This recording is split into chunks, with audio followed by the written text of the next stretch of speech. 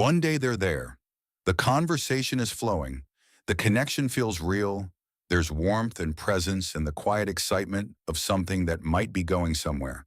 And then, nothing. No explanation. No goodbye. No closure. Just silence where a person used to be. You check your phone. You reread the last messages looking for clues. You wonder if something happened to them.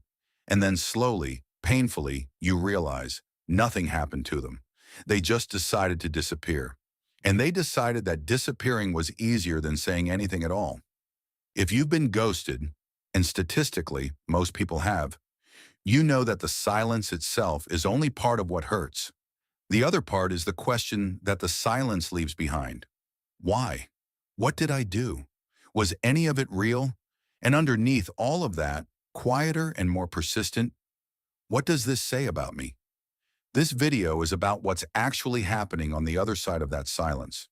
Not to excuse it, but because understanding it might be the only kind of closure that ghosting ever actually offers. Ghosting is not a new behavior. People have always withdrawn from relationships without explanation. But the architecture of modern dating has made it easier, more common, and in some ways more socially normalized than it has ever been before. Dating apps created a context in which people exist primarily as profiles, as curated collections of images and text, before they exist as full human beings. And it is significantly easier to disappear from a profile than from a person. The psychological distance that digital communication creates means that the consequences of ghosting, the hurt, the confusion, the unanswered questions, are largely invisible to the person doing it. They don't see your face. They don't hear your voice. They close the app and the discomfort closes with it. This doesn't make ghosting acceptable, but it does explain why it has become so common in an era where connection is increasingly mediated by screens. So what is actually happening in the mind of someone who ghosts? The answer is rarely what the person on the receiving end imagines. Most people who ghost are not thinking about you very much at all, and that paradoxically is part of what makes it so painful. Because while you are replaying every conversation and searching for the moment things went wrong, the person who ghosted you has already moved on. Not because you meant nothing, but because avoidance is a remarkably effective short-term emotional strategy. Confrontation is uncomfortable. Rejection conversations are awkward. Saying I don't see this going anywhere requires tolerating someone else's disappointment, which many people find genuinely unbearable. Ghosting removes all of that. It is conflict avoidance taken to its logical extreme. And for people with avoidant attachment patterns, who are already primed to exit when closeness becomes uncomfortable, it is often the path of least resistance that their nervous system finds most natural. There are different kinds of ghosting, and they don't all come from the same place. The ghosting that happens after 1 or 2 dates is different from the ghosting that happens after months of what felt like a real relationship. After a few dates, ghosting is painful, but relatively contained. The connection was real but brief, and the other person may genuinely not have felt enough to warrant a formal conversation. It's not kind, but it's not necessarily a reflection of something deeply wrong with either person. The ghosting that happens after sustained connection, after intimacy, after vulnerability has been shared, after explicit or implicit commitments have been made, is something else. That kind of ghosting is a more serious failure of emotional responsibility. It suggests someone who either cannot tolerate the discomfort of an honest conversation, or who has compartmentalized the relationship to the point where your feelings simply don't register as something they need to account for. Neither of those things is about you. Both of them are about the limits of that person's emotional development. Research on ghosting has found something interesting about the people who do it most frequently. A 2018 study published in the Journal of Social and Personal Relationships found that people who ghost tend to score higher on measures of avoidant attachment and lower on measures of empathy and the ability to take another person's perspective. They are not, on average, deliberately cruel people. They are people who are genuinely less able to hold the other person's experience in mind while managing their own discomfort. That gap between their awareness of their own discomfort and their awareness of yours is where ghosting lives. Understanding this doesn't make it hurt less in the immediate aftermath, but it does reframe the question. The question is not what is wrong with me that made them disappear. The question is, what is this person's relationship with discomfort, with conflict, with other people's feelings? And do I actually want to be in a relationship with someone who resolves those things by becoming invisible? What ghosting does to the person on the receiving end is well documented and genuinely significant.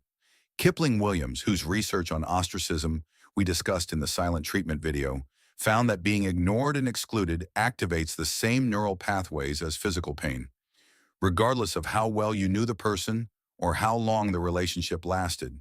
But ghosting adds a layer that ordinary rejection doesn't have: ambiguity.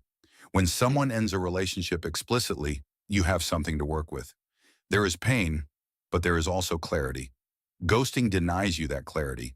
The mind, confronted with an unexplained absence, does what minds always do with incomplete information. It fills the gap. And the stories it fills the gap with are almost always worse than the truth. You weren't interesting enough. You were too much. You said something wrong. You are fundamentally hard to connect with. These stories feel like explanations. They are actually just the mind's attempt to create control in a situation where control has been removed. And the cruelest thing about ghosting is that it hands the other person a narrative about themselves and then refuses to correct it. How do you actually recover from being ghosted, especially when the relationship felt significant? The first thing is resisting the urge to reach out one more time. The impulse is completely understandable. You want an explanation. You want closure. You want the other person to acknowledge that you existed and that what happened between you mattered. But in most cases, reaching out after being ghosted doesn't produce any of those things. It produces either continued silence, which deepens the wound, or a response so vague and non-committal that it creates more questions than it answers. The closure you are looking for is not in their hands. It never was. The second thing is recognizing what the ghosting is and isn't information about. It is information about that person's capacity for difficult conversations, their empathy, their emotional courage. It is not information about your worth, your lovability, or whether the connection was real. The connection was real on your end. That doesn't require their validation to remain true. The third thing is allowing yourself to grieve without making the grief mean something larger than it is. Being ghosted hurts. It is a real loss of the relationship, of the future you imagined, of the version of yourself that existed in relation to that person. That loss deserves to be felt. What it doesn't deserve is to become evidence for a story about who you are or what you're capable of. The fourth thing is paying attention to what the experience revealed about your own patterns. Did you miss signs of avoidance early on? Did the uncertainty of the dynamic feel exciting in a way that you now recognize as familiar? Were there moments where something felt off and you explained it away? Not to blame yourself, but because awareness of your own patterns is the only thing that changes what you move toward next time. Ghosting is, at its core, a failure of courage. The courage to have an uncomfortable conversation, the courage to tolerate someone else's disappointment, the courage to treat another person as fully real, as someone whose experience of the situation matters, even when acknowledging that is inconvenient. You deserve that courage. Everyone who has ever been ghosted deserved that courage. And the fact that someone couldn't offer it says something about where they are in their own development, not about whether you were worth the effort. You were. The next video looks at one of the most frustrating relationship experiences: why you keep attracting the same type of person, no matter how many times you tell yourself this time will be different. Leave a comment with one word that describes how this video made you feel. I'll see you in the next one.